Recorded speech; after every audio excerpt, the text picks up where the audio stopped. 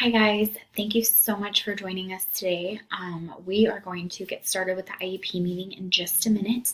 First, I wanted to go over some rights that you guys have as parents before we officially get started. I just like to go over these at the beginning of every IEP meeting so parents are fully aware of what's going on. First off, you should always be notified when we want to evaluate your child. So just like at the beginning of this year, we felt it was necessary and we notified you guys.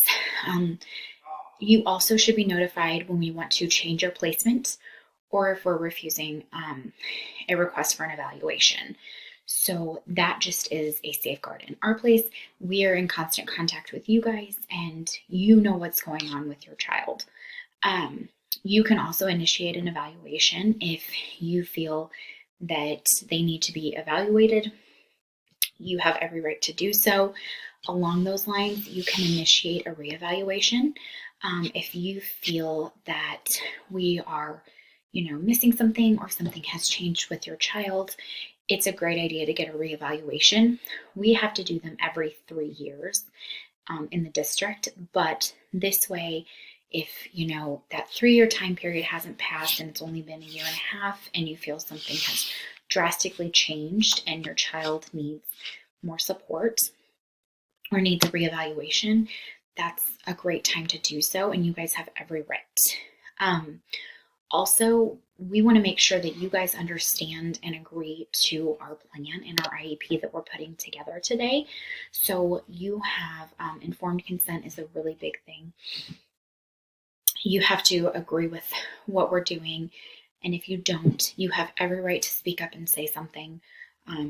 We are happy to talk about our choices, why we are going down that road, and kind of where our thought process is on all of our decisions. Speaking of evaluation, you can also obtain an independent one outside of the district if you feel that we have missed something or that we aren't catching something.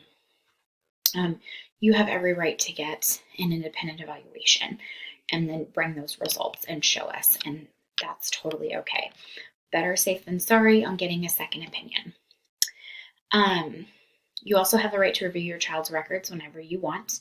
So if you are concerned that your child is not getting some of the services that we're supposed to be providing, you can always ask to look at their records, see what services they are getting, and then you can kind of, make sure they are, talk to the teachers or come and talk to one of us and we can make sure that they're getting all their services.